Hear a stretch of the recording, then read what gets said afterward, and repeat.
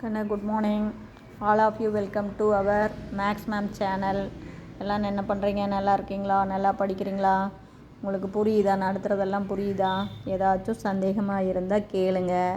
இன்றைக்கி நாம் பார்க்க போகிறது எக்ஸசைஸு 3.1 தாங்கன்னு பார்க்க போகிறோம். எக்ஸசைஸு 3.1ல் 10th சம் பார்க்க போகிறோம். எக்ஸசைஸு 3.1ல் 10th சம் நல்லா பாருங்கள்.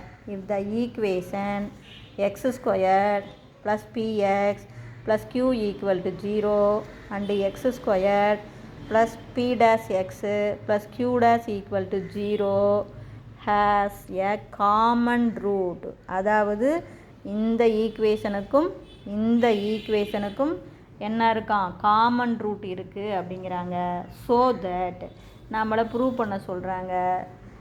So that it must be equal to அந்த காமன் ரூட்டு ஒன்று இதாக இருக்கலாம் அல்லது இதாக இருக்கலாம். பாருங்கள், கணக்கில் சிம்பிள் ஒன்றுமே இல்லைடா ராஜா. கணக்கு இந்த ரெண்டு ஈக்குவேஷனுக்கும் காமன் ரூட் இருக்குது. அந்த காமன் ரூட்டு இது இல்லைன்னா இது ப்ரூவ் பண்ணு. எவ்வளோ தான். புரிஞ்சுதா? நீங்கள் என்ன எடுத்துக்கிறீங்க? இப்போ வாங்க கணக்குக்கு. நான் சொல்கிறது புரியுதா தங்கம்? ஒரு ரூட் வந்து காமனாக இருக்குது. இந்த ரெண்டு ஈக்குவேஷனுக்கும் ஒரு ரூட்டு காமனாக இருக்குது. அந்த காமன் ரூட்டு ஒன்று இதாக வரலாம் அல்லது இதாக வரலாம் அப்படின்னு நம்ம ப்ரூவ் பண்ணணும். இவ்வளோ தான். நாம் இப்போ பார்க்குறோம் ஆல்ஃபா ஈஸியாக காமன் ரூட் அப்படின்னு எடுத்துக்கிறோம். இந்த ரெண்டு ஈக்குவேஷனுக்கும் காமனாக இருக்கிற ஒரு ரூட்டு ஆல்ஃபான்னு எடுத்துக்கிறோம். அப்போ ஆல்ஃபா வந்து ரூட் அப்படிங்கும்போது common root of the equation. இதுக்கும் ஆல்ஃபா காமன் ரூட்னு எடுக்கிறோம். ரூட் அப்படின்னாவே என்ன? Just it is a solution.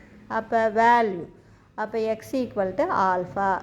புரியுதா? எக்ஸோடைய வேல்யூ. ரூட் அப்படின்னாலும் எக்ஸோடைய வேல்யூனாலும் சேம் தான். அப்போ எக்ஸ் ஈக்குவல் டு ஆல்ஃபா அப்படின்னு நமக்கு கிடச்சிரும். அப்போ இதில் கொண்டாந்து பிரதிடும்போது alpha square plus P alpha plus Q equal to 0. அதே மாதிரி இதில் சப்ஸ்டியூட் பண்ணால் alpha square plus P dash alpha plus Q dash equal to 0. இப்படி ரெண்டு ஆல்ஃபாவில் ரெண்டு ஈக்குவேஷன் கிடச்சிரும். புரியுதா கண்ணு? ஆல்ஃபா இதுக்கும் இந்த ஈக்குவேஷனுக்கும் காமன் ரூட் வந்து ஆல்ஃபான்னு எடுத்துக்கிறோம். ரூட் அப்படின்னா ஜஸ்ட் எக்ஸோடைய வேல்யூ. அப்போ அதை பிரதியிடுறோம். ஃபஸ்ட்டு ஈக்குவேஷன்லேயும் எக்ஸுக்கு பதிலாக ஆல்ஃபான்னு சப்ஸ்டியூட் பண்ணுறோம். செகண்ட் ஈக்குவேஷன்லேயும் ஆல்ஃபாவுக்கு பதிலாக எக்ஸுக்கு பதிலாக ஆல்ஃபான்னு சப்ஸ்டியூட் பண்ணுறோம். இப்போ கவனமாக பார்த்துங்க. இப்போ ஆல்ஃபா ஸ்கொயர் ஆல்ஃபா 1 அப்படின்னு நம்ம கிராஸ் மல்டிபிள் வேல்யூ பிரகாரம். இப்போ பாருங்கள், இங்கே வந்து கோஎஃபிஷியன்ட் இதுவும் 1 இதுவும் 1. அப்போ இங்கே 1 1. அடுத்தது பிஇ பி டேஸு, அடுத்து க்யூ டேஸ். கோஎஃபிஷியன்ட்டை மட்டும்தான் எடுத்துக்கிறீங்க. ஆல்ஃபா ஸ்கொயர்டோடைய கோஎஃபிஷியன்ட், ஆல்ஃபாவுடைய கோஎஃபிஷியன்ட் கான்ஸ்டன்ட்டு. ஆல்ஃபா ஸ்கொயருடைய கோஎஃபிஷியன்ட் ஜஸ்ட் 1 1. ஆல்ஃபாவுடைய coefficient P dash, constant term Q dash. இப்போ நாம் போடுறது ஒன்றுமே இல்லை கண்ணு, மேட்ரிக்ஸ் மல்டிபிள் பண்ணுறோமே அது மாதிரி தான். அப்போ ஆல்ஃபா ஸ்கொயர்டு, சரியா கண்ணு? ஆல்ஃபா ஸ்கொயர்டு டிவைடட் பை இதை விட்ருங்க. இந்த ரோ இந்த காலம் விடுவோம்ல, அதே மாதிரி தான் இங்கே என்ன வரும்? P Q dash minus B dash Q. புரியுதா? Alpha squared. அப்போ ஆல்ஃபா ஸ்கொயர்டுக்கு கீழே பி க்யூ டேஸ் மைனஸ். இது எப்படி வருதுன்னு தெரியுதா கண்ணு?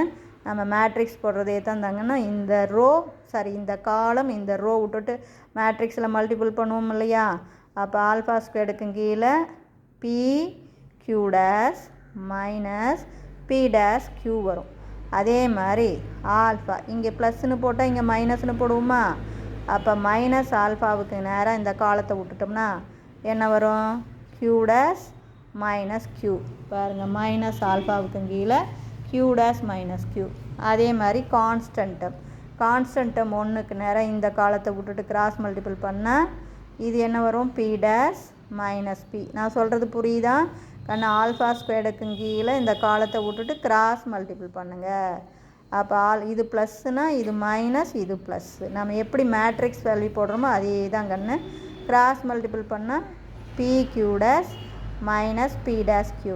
அதே மைனஸ் ஆல்ஃபாவுக்கு கீழே இந்த காலத்தை விட்டுட்டோம். இந்த காலத்தை இப்படியே மறைச்சிக்கிங்க.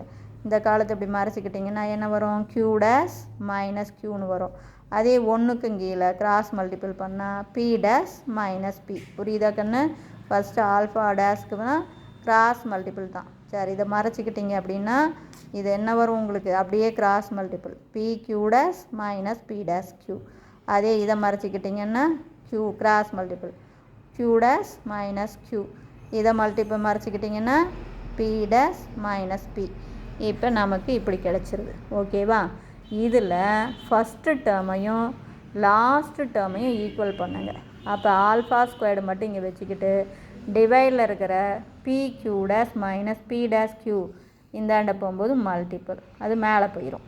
அப்போ alpha squared equal to p q dash minus B dash q divided by B dash minus பின்னு வரும். அதே மாதிரி ஆல்ஃபா இங்கே குறி மைனஸ் இருக்கா, இது ப்ளஸ் ஆக்கணும் அப்படின்னா குறி மாறும். அப்போ இது மைனஸ் ஆகும், இது ப்ளஸ் ஆகும். இதை முன்னாடி எழுதலாம், இதை பின்னாடி எழுதலாம். அப்போ ஆல்ஃபா வேணும்னா இது அப்படியே மேலே போயிருமா? அப்போ என்ன வரும்? Q minus q dash divided by B dash minus b. இது எப்படி க்யூ மைனஸ் க்யூ டேஸ் ஆகுது தெரியுதா தங்கம்? இது ஆல்ஃபா வந்து மைனஸில் இருக்குது.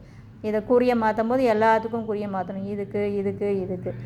இது ப்ளஸ் ஆச்சுன்னா இது மைனஸ் ஆகும், இது ப்ளஸ் ஆகும். ப்ளஸ்ஸை முன்னாடி சொல்லலாம், மைனஸை பின்னாடி சொல்லலாம்.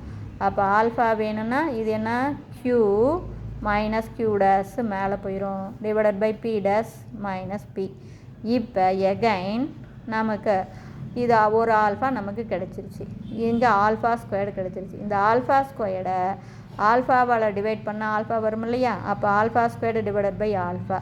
ஆல்ஃபா ஸ்கொயர்டை மேலே நியூமரேட்டரில் எழுதுங்க, ஆல்ஃபாவை டினாமினேட்டரில் எழுதுங்க. கீழே டினாமினேட்டர் கேன்சல் ஆயிரும். மேலே நியூமரேட்டரில் p q dash minus B dash q, denominator q minus q dash. இங்கே ஆல்ஃபா ஸ்கொயரில் ஆல்ஃபாவை அடித்து போட்டால் ஆல்ஃபா. அப்போ பார்த்தீங்கன்னா 2 வந்துடும். இது முக்கியமான கணக்கு கண்ணு. ஜஸ்ட்டு இதில் நீ கண்டுபிடிக்கிறது ஆல்ஃபா வந்து காமன் ரூட் அப்படின்னா ஆல்ஃபாங்கிறது எக்ஸோடைய வேல்யூ. அதை மொதல் ஈக்குவேஷன்லேயும் எக்ஸுக்கு பதிலாக ஆல்ஃபான்னு சப்ஸ்டிட்யூட் பண்ணணும். ரெண்டாவது ஈக்குவேஷன்லேயும் ஆல்ஃபாவுக்கு பதிலாக எக்ஸுக்கு பதிலாக ஆல்ஃபான்னு சப்ஸ்டிட்யூட் பண்ணணும். ஜஸ்ட்டு கிராஸ் மல்டிபிள் மெத்தடு தான், நம்ம மேட்ரிக்ஸ் மெத்தடு தான். ஆல்ஃபா ஸ்கொயர் ஆல்ஃபா ஒன்றுன்னா இது ஆல்ஃபா ஸ்கொயருடைய கோஎஃபிஷியன்ட், இது ஆல்ஃபாவுடைய கோஎஃபிஷியன்ட், இது கான்ஸ்டன்ட்டு. அப்போ ஆல்ஃபா ஸ்கொயர்டுக்கு கீழே இந்த காலத்தை மறைச்சிக்கிட்டு கிராஸ் மல்டிபிள் பண்ணணும் மேட்ரிக்ஸ் மாதிரியே. புரியுதா? இதை அப்படியே பெருக்கி போடணும், இது குறியை மாற்றி பெருக்கணும். அதே மாதிரி மைனஸ் ஆல்ஃபா அதுக்கு கீழே இதை அப்படியே பெருக்கினா க்யூ டேஸ், இது குறியை மாற்றி பெருக்கினா க்யூ, இது கான்ஸ்டன்ட்டு, இது பி டேஸ் மைனஸ் பி. அப்புறம் ஆல்ஃபா ஸ்கொயர்டு வேணும்னா டினாமினேட்டர் இருக்கிறத நியூமரேட்டருக்கு கொண்டு போகணும். இதையும் 1ஐயும் 3ஐயும் ஈக்குவல் பண்ணி ஆல்ஃபா ஸ்கொயர்டு கண்டுபிடிக்கணும்.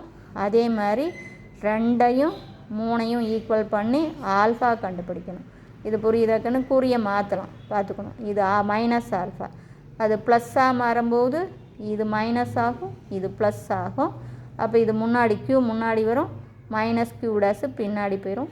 இதை மேலே கொண்டு போயிடணும். எகைன் ஆல்ஃபா ஸ்கொயர்டை ஆல்ஃபாவால் டிவைட் பண்ணினா இன்னொரு ஆல்ஃபா கிடைக்கும். இவ்வளோ தான், வேறு ஒன்றுமே இல்லை. நான் சொன்னது புரிஞ்சுதா? தேங்க்யூ.